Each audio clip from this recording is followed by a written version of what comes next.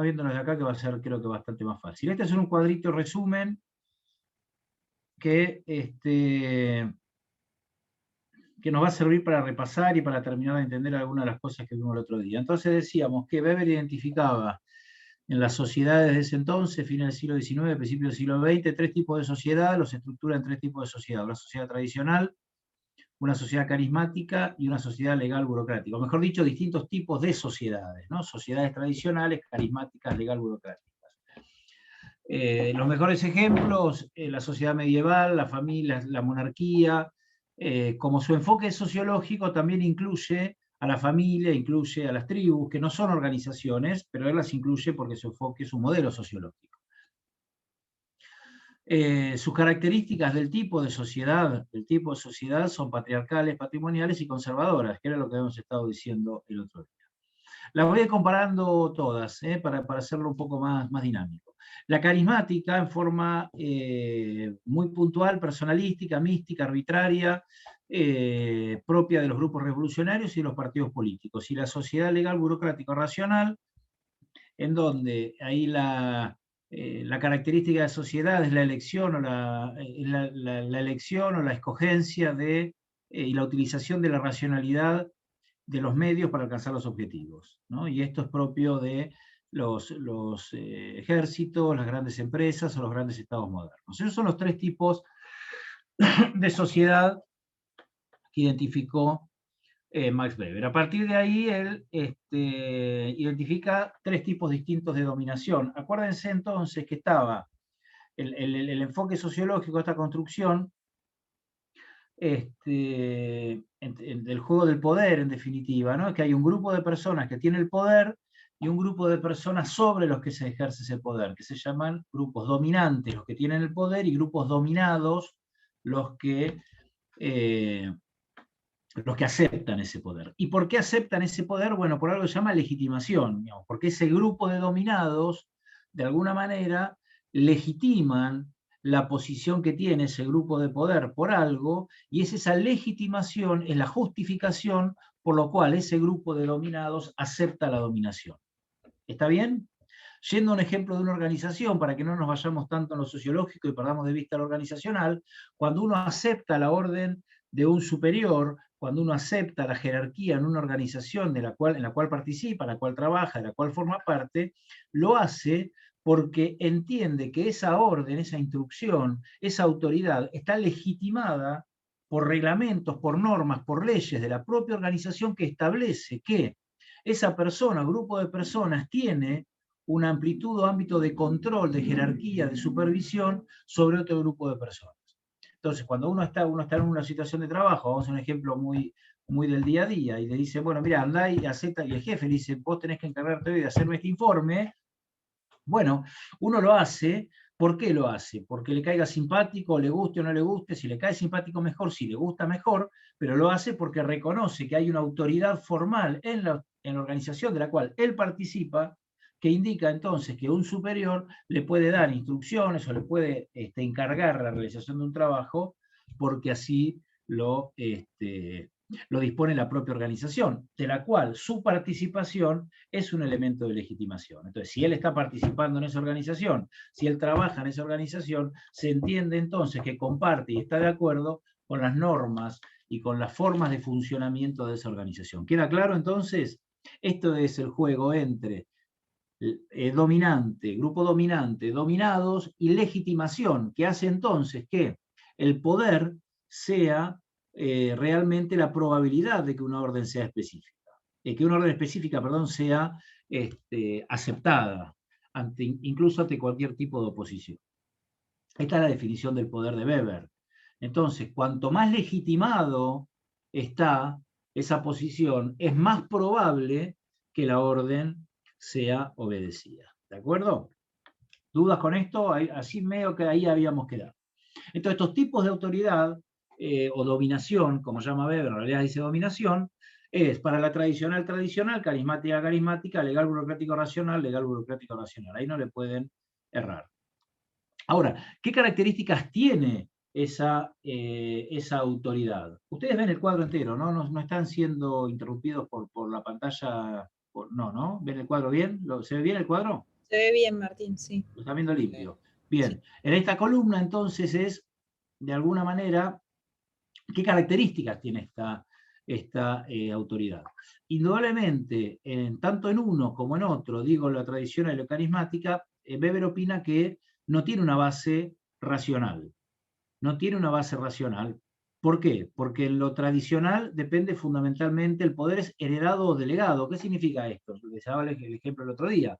En el caso de una familia o un clan o una monarquía, como ejemplo de sociedad tradicional, el rey, a partir de que el rey establece cómo es su sucesión, cómo es el régimen sucesorio de cualquier monarquía, bueno, ya se establece entonces quién va a ser el próximo rey, que puede ser para su primer hijo mayor o puede ser para primogénito indistinto, con género indistinto. Entonces, ya está, una vez que el rey muere o abdica, el que toma el poder es esa persona que lo sucede en la línea sucesoria, la que lo sigue en la línea sucesoria.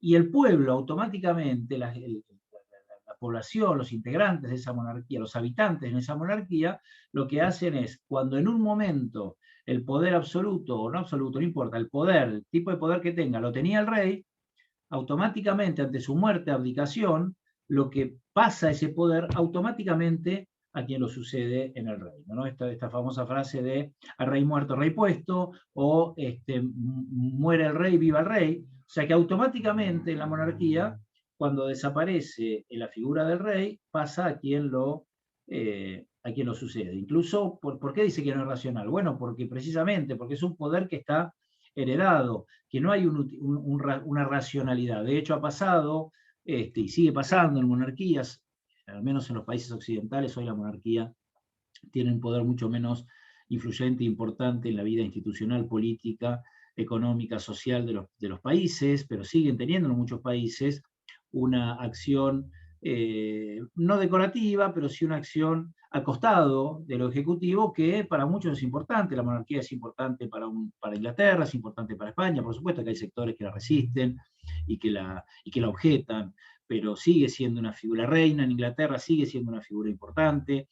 El rey, bueno, falleció hace poquito, hace unos días, sigue siendo una figura importante, ¿no? Entonces, más allá de esas cualidades particulares en cada una de las regiones, ese poder es el que se hereda o se delega. Entonces ya Inglaterra está esperando, cuando abdique o muera Isabel II, que el próximo rey va a ser el príncipe, en este caso el príncipe Carlos, y así fue la sucesión también en España con el actual rey Felipe y demás, ¿no? Entonces, más allá de que los países, repito, de Europa, en otros países, aunque no se habla de monarquías, pero en los países orientales, en muchos países orientales o asiáticos, todavía se mantiene muy fuerte esta tradición de las autoridades tradicionales. O sea, no es una cosa propia del siglo pasado, sino que hay actualmente sociedades que actúan y siguen respondiendo a esta lógica de la dominación tradicional. La carismática, decíamos, tampoco es racional.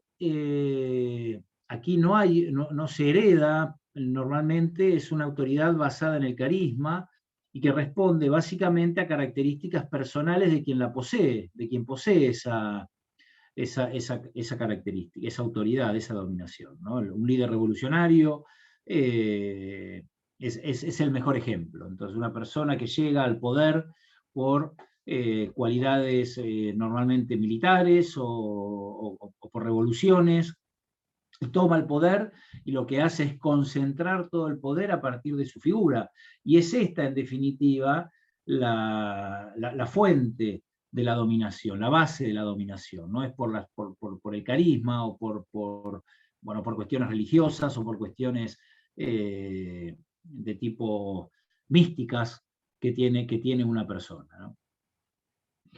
Voy a dejar la burocrática a propósito para el final. Entonces, la tradicional, sus características, es la tradición, es los usos y costumbres, es hacer las cosas porque se hicieron siempre de una determinada manera.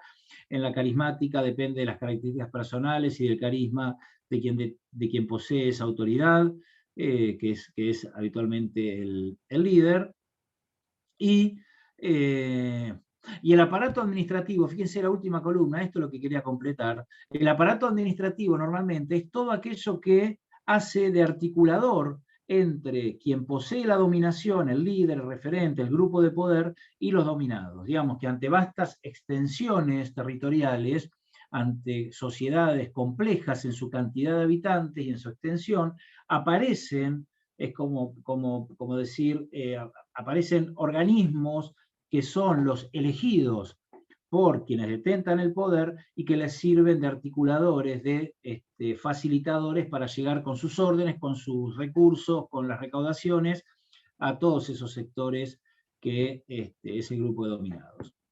El aparato administrativo de la tradicional habitualmente eran los señores feudales, o era el feudalismo como estructura, ¿no? Eran pequeñas partes del territorio, un territorio dividido en feudos, en donde el señor feudal era quien tenía los derechos sobre ese feudo. Por supuesto que el señor feudal respondía al rey y era también la imagen del rey en ese feudo, y básicamente los habitantes de ese feudo no tenían derechos, el único que tenían derechos eran o tenían muy pocos derechos en realidad, eran derechos que los cuales muchas veces se tenía que pedir hasta permiso al señor feudal, para poder tener una tierra, para poder trabajarla, hasta para poder tener su aprobación, hasta para contraer matrimonio.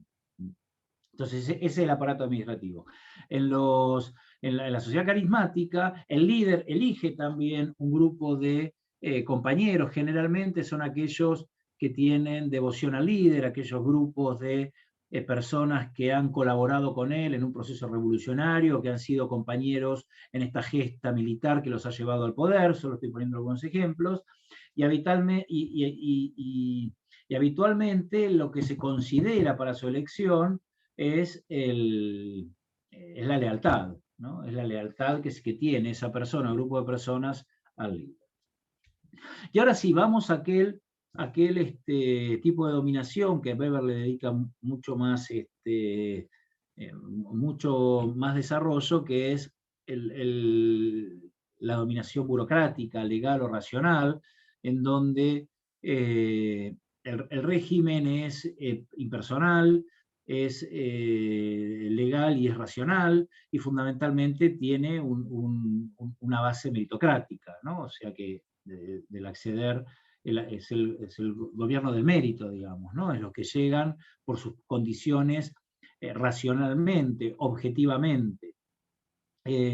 Su base de dominación está en la promulgación y reglamentación de normas, esas normas que se definen y que son aceptadas por esa comunidad, ¿no? En el caso de una sociedad moderna como la Argentina, siempre digo, ¿cuál es la máxima autoridad legal en Argentina? No es el presidente, no es la vicepresidente, sino que ni el gobernador en la provincia, sino que hay un cuerpo o marco normativo que es el que es realmente la verdadera autoridad legal, la primera autoridad legal. En el caso de nuestro país, la Constitución. Es la Constitución la que da los grandes trazos del funcionamiento ordenado y organizado de nuestro país, de lo constitucional. Y es la Constitución la que fija qué requisitos tiene que tener el presidente, qué facultades tiene, cuánto dura en su cargo, cuántas veces puede reelegir y demás. Entonces, es esa la autoridad legal. Luego se van desprendiendo distintas burocracias menores que son las que les permiten funcionar, ¿no? Pero la existencia de este cuerpo normativo, que es aceptado por todos nosotros también, nadie puede desconocer la Constitución, uno puede estar de acuerdo o no puede estar de acuerdo, y ya. Uno puede estar de acuerdo o puede no estar de acuerdo con una ley, uno puede estar de acuerdo o no puede estar de acuerdo, puede no estar de acuerdo con una ordenanza. Lo que no puede hacer es incumplirla porque no está de acuerdo, o cumplirla solo en las que está de acuerdo y en las que no está de acuerdo no. Esto no habla de una sociedad organizada, no habla de una sociedad racional, burocráticamente organizada. Bueno, todo ese mismo análisis, y el aparato administrativo, o sea, lo que une a quienes tienen el poder con sus dominados son las distintas organizaciones creadas o grupos creados por el Estado para poder ejercer su función. Entonces ahí surgen las burocracias, surgen los ministerios, surgen la administración pública en general, etc. Entonces, esa es la lógica.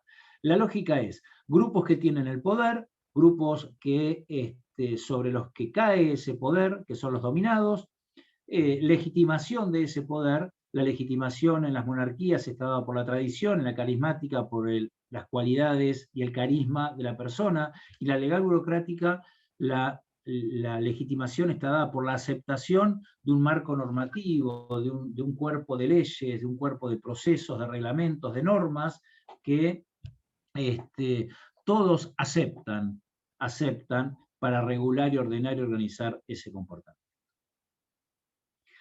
Ahora bien, entonces, volviendo a lo que nos inició, ese grupo, esa corriente del pensamiento estructuralista, que no solo estaba en la administración, también es propio de la economía, toma ese modelo sociológico de Max Weber, aplicado a la sociedad, a los grupos sociales, a las relaciones sociales, y dice, bueno, una organización es también, en definitiva, un grupo organizado, por lo tanto, muchos de esos aportes que hace Max Weber a las sociedades puede trasladarse a una organización. Al ser la organización, un sistema social, y un grupo social también, como lo hemos visto en teoría general de sistemas. Entonces, muchos de los razonamientos propios del modelo de Max Weber pueden ser aplicados a la administración y pueden ser aplicados particularmente al estudio de las organizaciones. Por eso es que decimos que no es una teoría administrativa, de origen administrativo, sino que es una teoría sociológica que tiene en esta corriente de pensamiento, que es el estructuralismo, uno de los principales actores o exponentes que entendieron lo importante que era estos aportes del modelo burocrático de Weber para poder explicar cómo funcionan las organizaciones, pero más que para explicar, para lograr, acuérdense que es el gran objetivo de todas las corrientes de pensamiento, es lograr que las organizaciones funcionen eficientemente. Entonces, decíamos el otro día, ¿no? Ante la dureza de los clásicos, más el romanticismo de la teoría de las relaciones humanas, aparecía como importante el buscar nuevos aportes, y acá es donde el modelo burocrático intenta darle previsibilidad a las organizaciones, intenta darle racionalidad al manejo de las organizaciones, y ahí es donde se crea este modelo burocrático, que repito, es un modelo de organización del trabajo basado básicamente y es un modelo altamente centralizado, es un modelo basado en la racionalidad, es un modelo basado en encontrar y prever todas las conductas y todas las actividades que se realizan en una organización. No es, como muchos de ustedes habrán pensado antes de tener estas primeras clases de administración, no es la burocracia un sinónimo de ineficiencia, ni un sinónimo de mala atención, ni un sinónimo de lentitud, ni demás. En su concepción pura, la burocracia es un modelo de control social, es un modelo de organización del trabajo que busca también la eficiencia. ¿A través de qué? A través de prever todo y a través de crear normas y procedimientos para todas las actividades, de tal manera que ninguna actividad, ni ninguna situación, ni ningún proceso organizacional dependa de la voluntad o de la subjetividad de una persona, de un grupo de personas, sino que sea la propia organización la que define qué y cómo hacerlo, y esa definición esté aprobada y aceptada por todos los componentes de la organización. ¿Dudas hasta ahora? ¿Alguna pregunta? Bueno, Martínez, está muy tranquilo. Está tranquilo. No, tranquilo. Bien. Genial, gracias. Bueno, vamos entonces a hacer este doble juego de transformar esos aportes del modelo burocrático a características de las organizaciones, ¿no? A características de las organizaciones burocráticas, ¿verdad? A ver, ¿qué ejemplos de organización burocrática se les ocurre? Que ustedes crean que es una organización burocrática. La mayoría, sobre todo los organismos públicos. Muy bien, La FIP, sobre todo... por ejemplo. ¿Perdón? La FIP, por ejemplo. Muy bien, la FIP como organismo público, entonces no pude captar quién era porque tengo chica la pantalla, ahora la amplío un poquito, pero básicamente la mayoría, casi todos los organismos públicos son creados por el poder político y son creadas ya como organizaciones burocráticas. Decimos que son burocráticas por naturaleza, nacen como burocráticas, ¿no? Porque es el Estado en su objetivo regulador, controlador y gestor, necesita de controles objetivos, necesita de procedimientos objetivos, por lo tanto todas las organizaciones del Estado habitualmente tienen un comportamiento burocrático. ¿Sí, Diego? ¿Hay alguna organización que no tenga un mínimo de burocratización? O sea, todas necesitan, o sea, tienen un control burocrático. O sea, ¿querés hacer algo? ¿Necesitas una documentación o el permiso escrito de un superior? Siempre. Claro, No he está bien. visto ninguna organización sin eso. La burocracia es aquella que cumple con todas estas características que vamos a estar viendo ahora. Lo que hay organizaciones que tienen, yo ahí separaría un poco, y es lo que quizás te lleva a la confusión terminológica, yo separaría lo que es formalización de burocracia, ¿no? Yo la frase tuya la corregiría y diría, todas las organizaciones tienen, aunque sea un mínimo grado de formalización, ¿verdad? Pero no eso las hace burocráticas. La burocracia es algo más que los grados de formalización. La burocracia es todo un modelo de organización social. Entonces, que hay muchas empresas y pequeñas empresas, generalmente medianas empresas, que no tienen un modelo burocrático como modelo de organización del trabajo. Tienen sí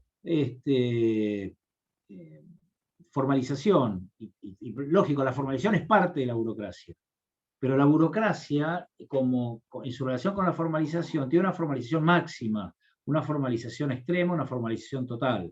Vos podés tener un negocio y podés establecer procedimientos y no por eso va a ser burocrático, sino lo que tenés son grados de formalización que van creciendo o grados de formalización mínimos, digamos, que pueden ir creciendo, esto quise decir, conforme la organización va aumentando su complejidad. Que esto es lo que llamamos organizaciones burocratizadas. Son aquellas organizaciones que, a diferencia de las creadas por naturaleza, burocráticas por naturaleza, que nacen burocráticas, hay organizaciones que en su misma evolución, por su complejidad, por su mayor número de clientes, por su mayor participación en el mercado, o por, como les contaba del ente del conurbano, o por mayor áreas, empiezan necesariamente a burocratizarse.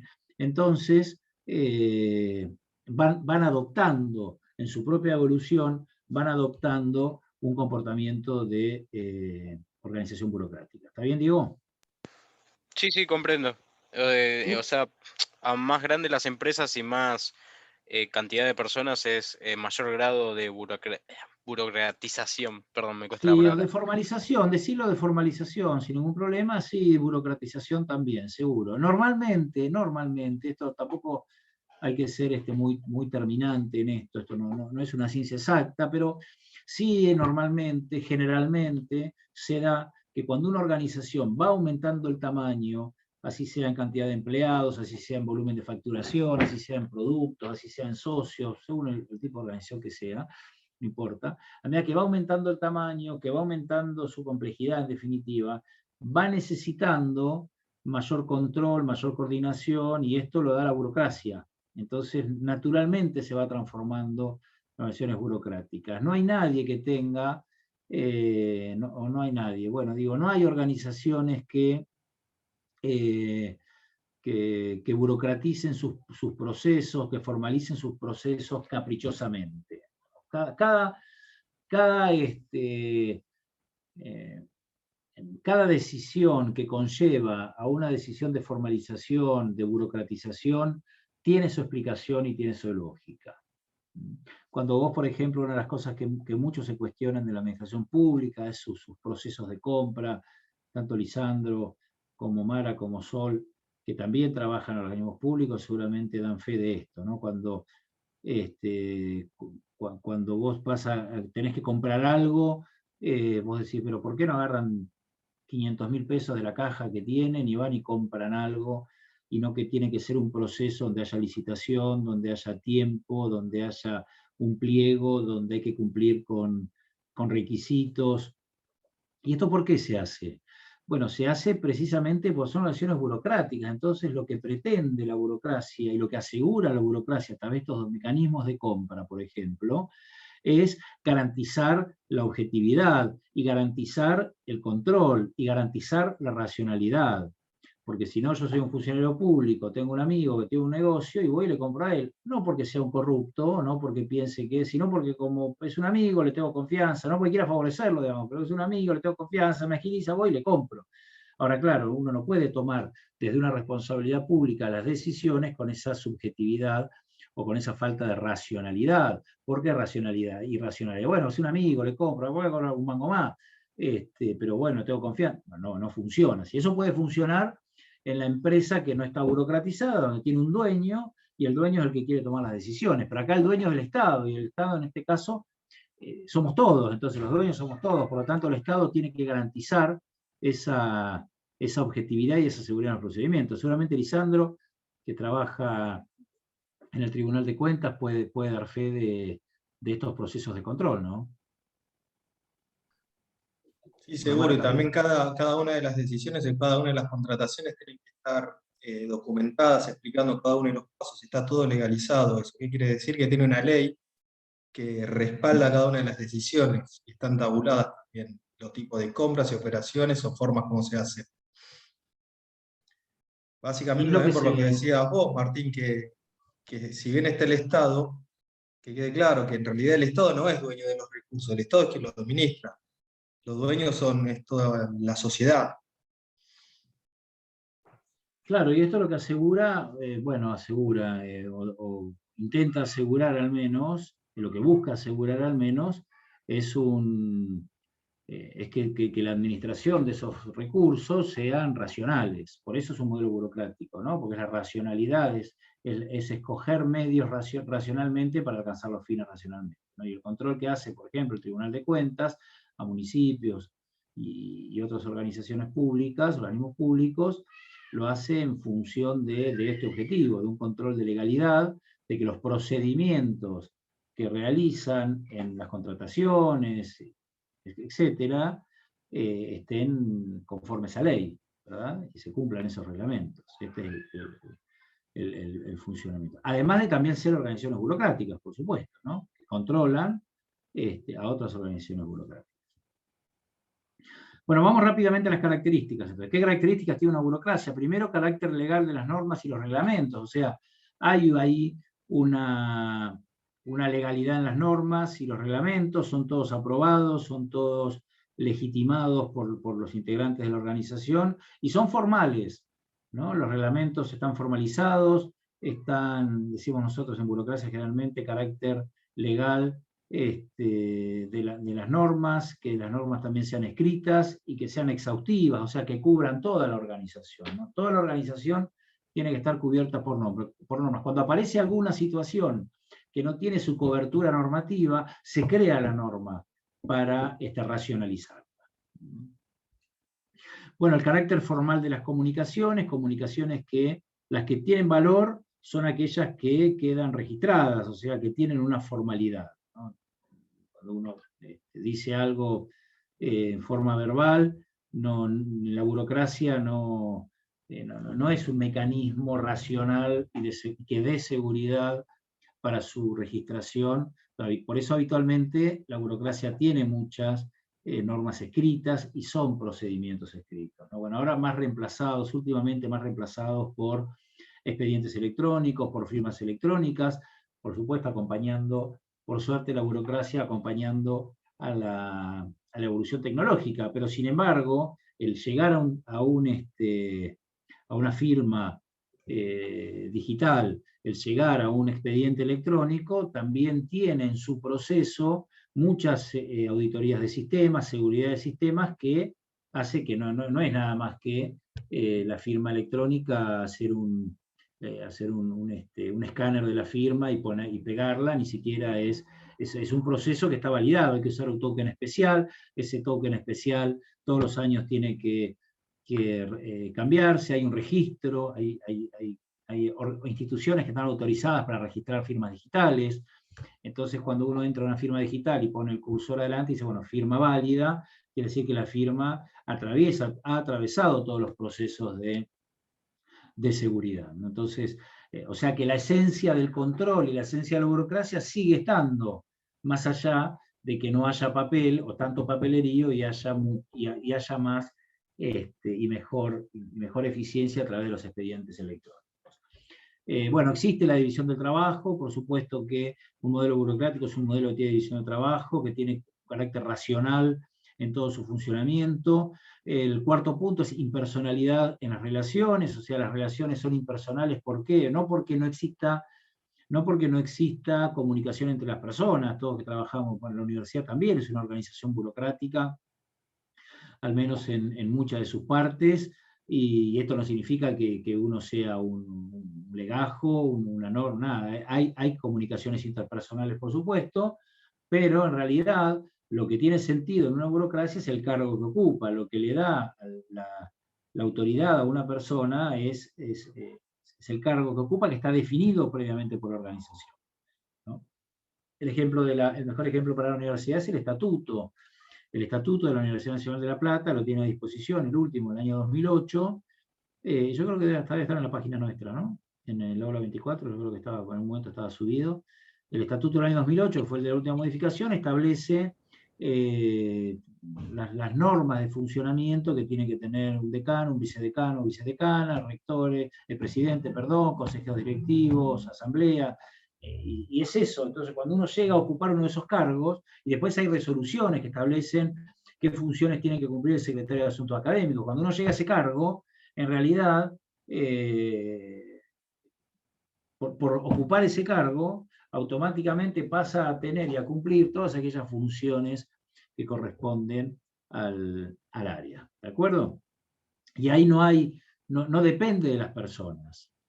No depende de las personas. No es porque, mira, llegó este, entonces ahora que haga esto.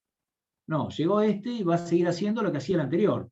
Ahora, si quieren que haga cosas nuevas, lo que tienen que lograr es cambiar entonces sus facultades y sus responsabilidades.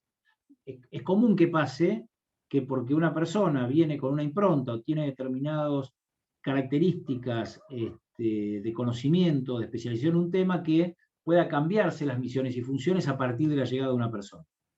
Esto es común en la administración pública, es común. Entonces llega alguien que maneja esto, bueno, también le damos entonces la parte de energía, y toma la parte de energía. Ahora, eso tiene que formalizarse. Entonces al Ministerio de Economía se le agrega la parte de energía y se le transfieren todas aquellas facultades que tenía cuando dependía de otro ministerio, ahora bajo la órbita del nuevo ministerio. Y eso queda consolidado en una norma, queda consolidado en una resolución, queda consolidado en un estatuto, queda consolidado un documento formal que establece claramente esa nueva relación.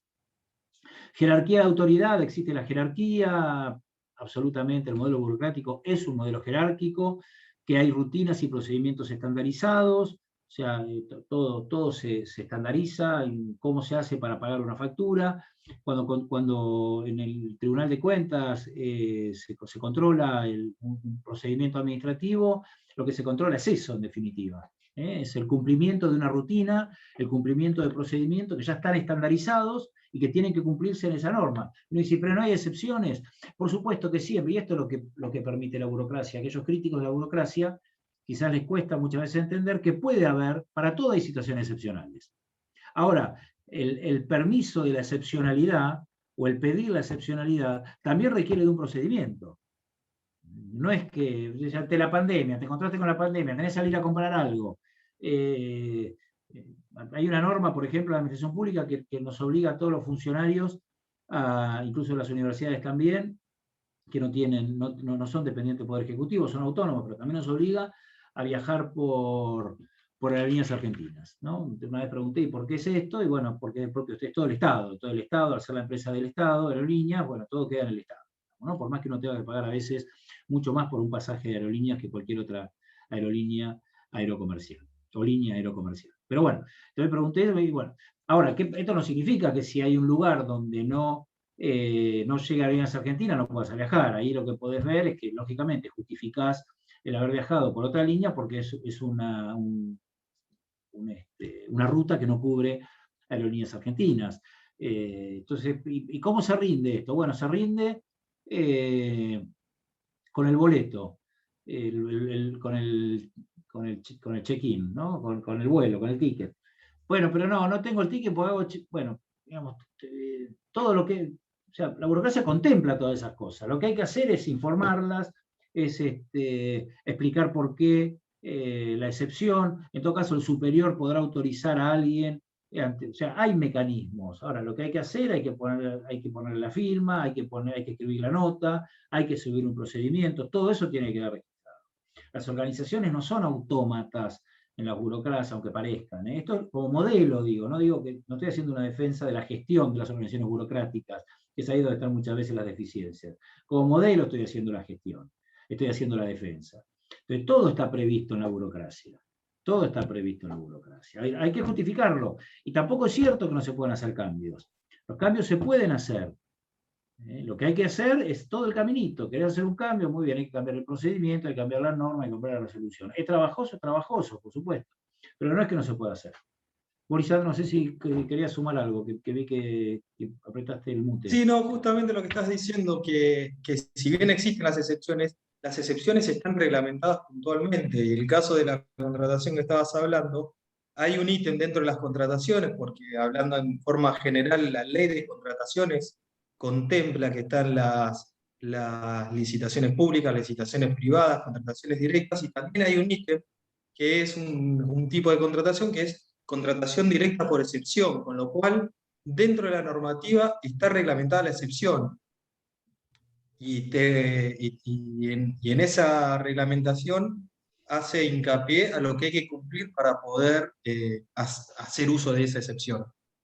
Porque no cualquier excepción es la que está reglamentada.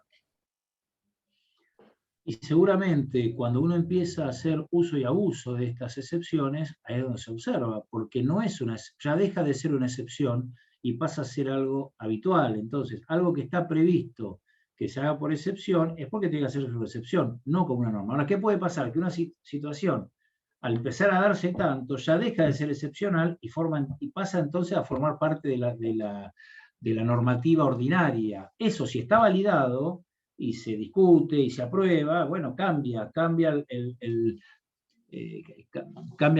las condiciones y ya. Lo que pasa es que, claro, es todo laburo, lleva todo tiempo, y muchas veces las urgencias en la gestión hacen que no se puedan esperar los tiempos de una administración burocrática ineficiente. Entonces, quien gestiona muchas veces, y a mi entender erróneamente, va buscando los atajos, va buscando las excepciones, va buscando el salteo de las normas, de los procedimientos, para no detener la gestión. Lo ideal es que un modelo burocrático acompañe también a las urgencias y acompañe las prioridades de la gestión. Esto es donde a veces se ve el gap y la diferencia, y ahí es donde se producen los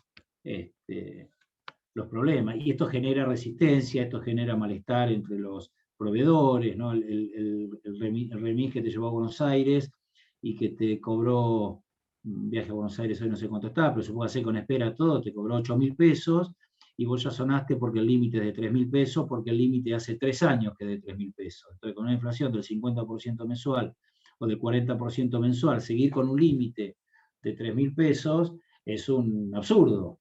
Entonces, porque cada vez entra mucha menos. Entonces, hoy no podrías invitar a almorzar a nadie a ningún lugar, pues es un almuerzo para 3 personas, digamos, ¿no? Entonces, y uno tendría que entrar a procesos ya administrativos mucho más complejos. Entonces, cuando la burocracia pierde ese timing y pierde esa sensibilidad en su actualización y en su revisación permanente de sus procedimientos, ahí es donde queda lenta, donde queda ineficiente y donde la gente, en definitiva, le genera mucha resistencia y genera mucho mal clima dentro de la organización y fuera de ella, ¿no? Y también, bueno, ya veremos, no quiero adelantar. Rutina de procedimientos estandarizados, competencia técnica y meritocracia. Los lugares en la burocracia se ocupan por capacidad, por eso muchos de las organizaciones públicas, el acceso a sus cargos es por concurso. En nuestra universidad es así, digamos, los cargos docentes son por concurso. En la administración pública hay un cierto nivel, a un determinado nivel, que es el nivel de agentes que se deberían cumplir por concurso, algunos los cumplen más que otros. En el Tribunal de Cuentas las promociones también responden a concursos habitualmente, a concursos abiertos.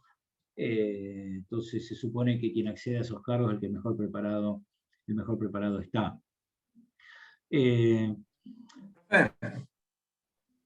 ¿Perdón? Una consulta. Esta Sí. desactualización, entonces, entre las leyes y lo que la sociedad, entre comillas, cree que estaría bien o correcto o incorrecto, puede ser un ejemplo en el caso de la Constitución nuestra, el requerimiento para ser un senador, que en su momento cuando se escribió en la Constitución decía que se necesita una renta de 2.000 pesos fuertes, que actualmente 2.000 pesos no requiere, no es mucha plata.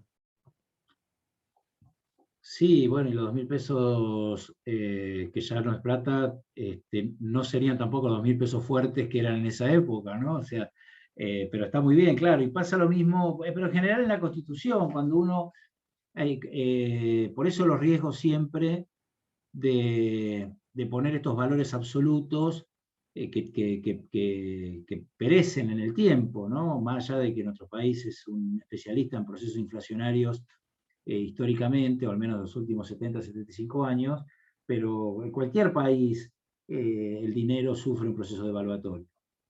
Entonces, Igual, habitualmente Martín, sí, disculpame, Martín, que te interrumpa de vuelta, pero actualmente se está trabajando para evitar eso. Por eso mismo la nueva ley de contrataciones, que salió, no me quiero acordar, hace 4 o 5 años o menos, lo que se hace, se toman como los parámetros para ver, por ejemplo, qué tipo de contrataciones y demás, una unidad de medida que se llama unidad de compra.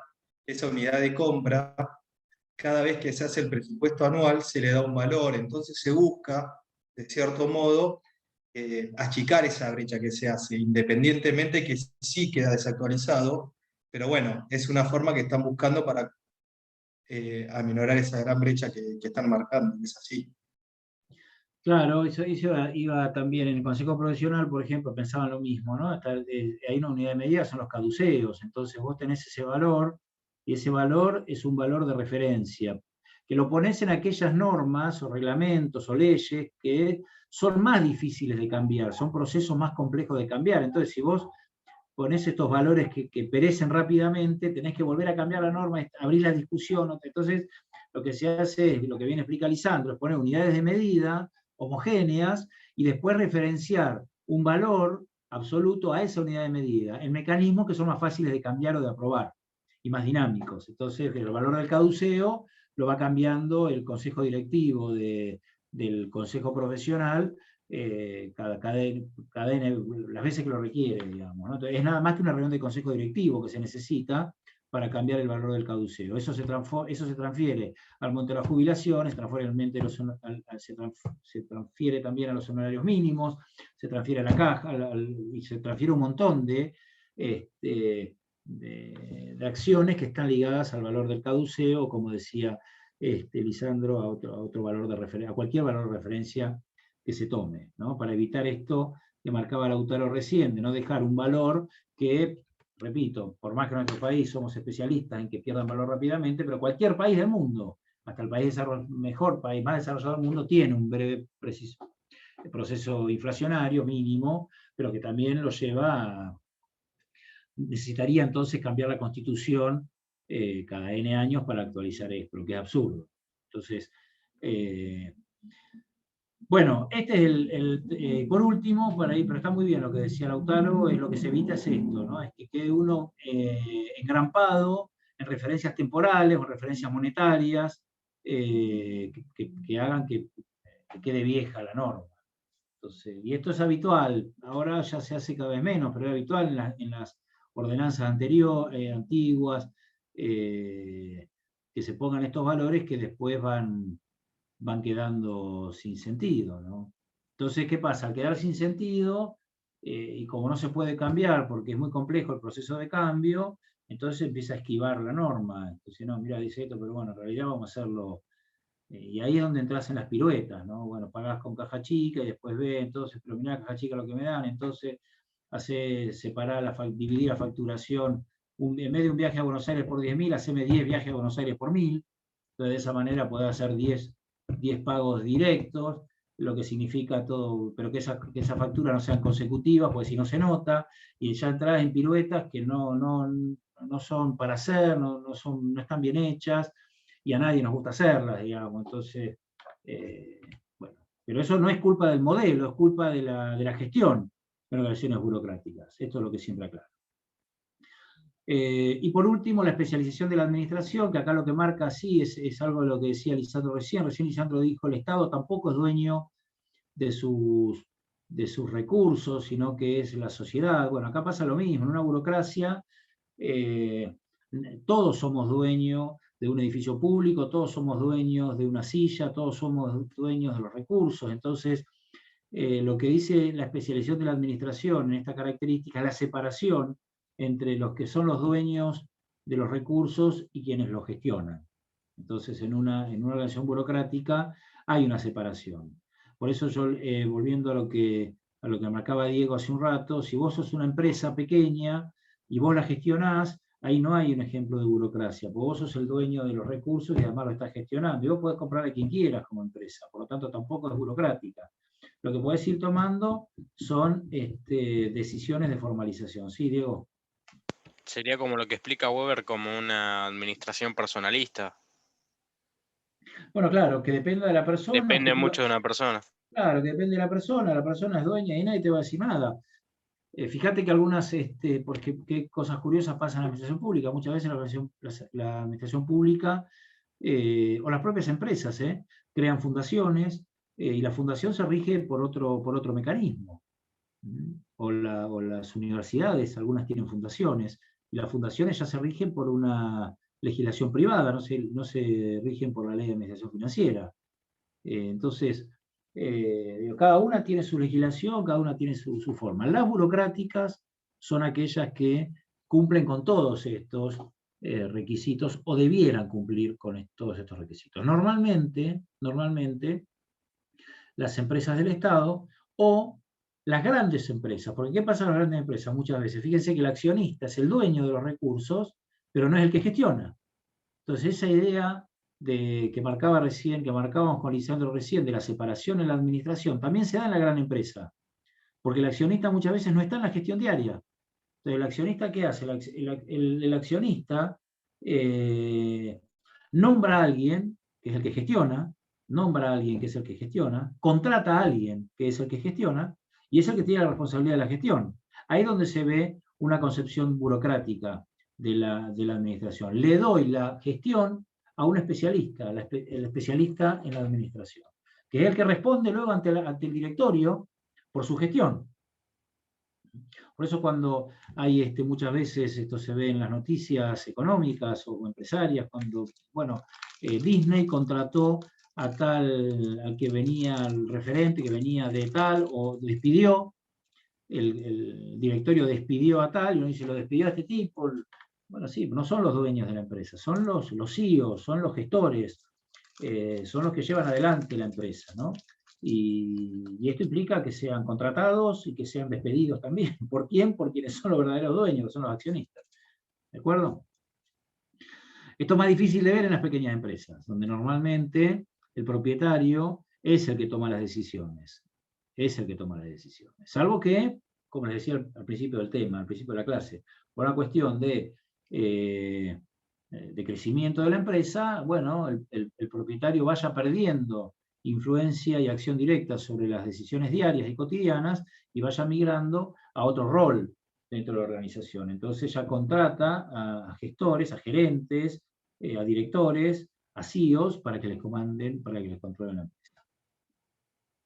Bueno, y dejo esto para el final, disfunciones de la burocracia. Esto en realidad es un aporte de otro sociólogo, Robert Merton, que él desarrolla otro modelo burocrático, no lo vamos a ver, nos quedamos nada más en disfunciones de la burocracia, que es algo así como, no digo críticas, sino que son problemas que tiene la burocracia en gran parte, precisamente cuando el hombre, el ser humano en esta gestión, transforma el modelo burocrático en algo que empieza a tener problemas, en algo disfuncional, ¿no? Entonces, aquí las tienen y hemos dado ejemplos de esto.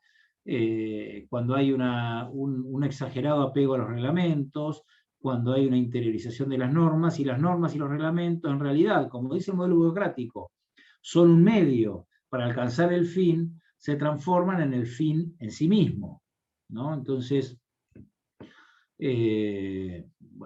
uno encuentra de luego infinidad de ejemplos en donde el burócrata muchas veces se para más en la preocupación de hacer cumplir la norma que en la finalidad por el cual existe esa norma, ¿no? Es habitual cuando te piden alguna constancia para acreditar identidad, que te digan que tenés que traer un documento. Bueno, lo lógico es que traigan ese documento, y si no, constancia. Ahora, fíjense lo que ocurría a veces. En realidad, te piden el documento, no lo tenés el carnet del club o tenés el carnet de la obra social, te dicen, no, eso no me sirve, por lo menos tráeme un papel de que está el documento en trámite. Te va el papel del documento en trámite, en el papel no está en la foto, entonces tampoco pueden acreditar identidad, ¿no? Entonces, muchas veces son vicios que hay en la burocracia y que llevan a que sea ineficiente. Bueno, esto que decíamos recién, los medios se transforman en objetivos, entonces. Entonces, el objetivo del que cumple con la gerencia económico-financiera es que la norma se haga conforme a ley, conforme a reglamento. Y esto no está mal, pero muchas veces el exagerado cumplimiento de eso hace que se pierda de vista que puede haber un cambio, que puede haber una modificación, que puede haber un ayornamiento de la norma que haría mucho más eficiente el proceso. Bueno, mucho formalismo y papeleo, resistencia al cambio.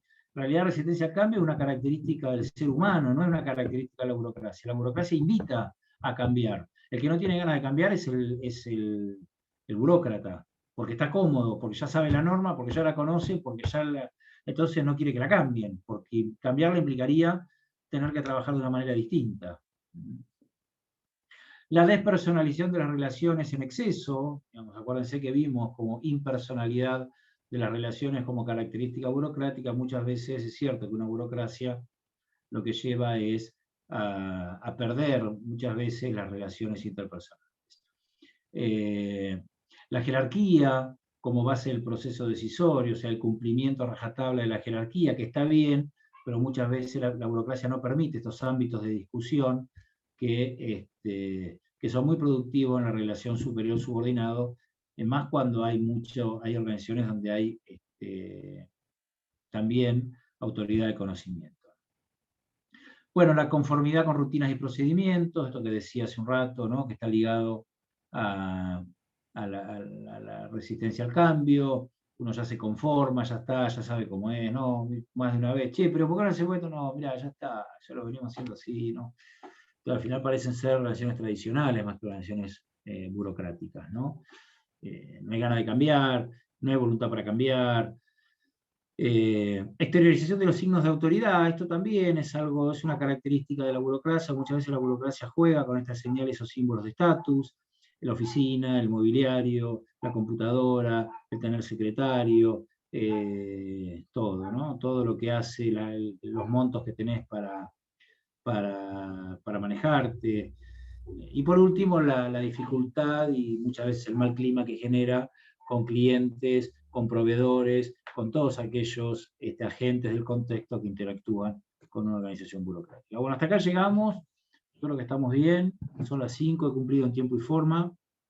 Lo que les pido para la próxima, más allá de que me quede un ratito, ya vayan leyendo el proceso administrativo, que algo tenían que verlo hoy, ya no vamos a llegar a darlo, porque si me meto en el tema nos va a llevar toda la clase. Sí, el lunes vamos a empezar a ver el proceso administrativo y vamos a dar el proceso de decisión. Vamos a ver las dos cosas, o sea que lean decisión también. El miércoles vamos a ver planificación, perdón, no, vamos a ver el proceso administrativo y el proceso de fines y objetivos. El lunes de mínima. El miércoles de mínima vamos a ver decisión y planificación. Y el otro lunes, que ya es el del repaso, nos vamos a tomar la primera media hora para dar el proceso de control. Y ya llegar bien al parcial, que es el 28. ¿Alguna duda hasta ahora?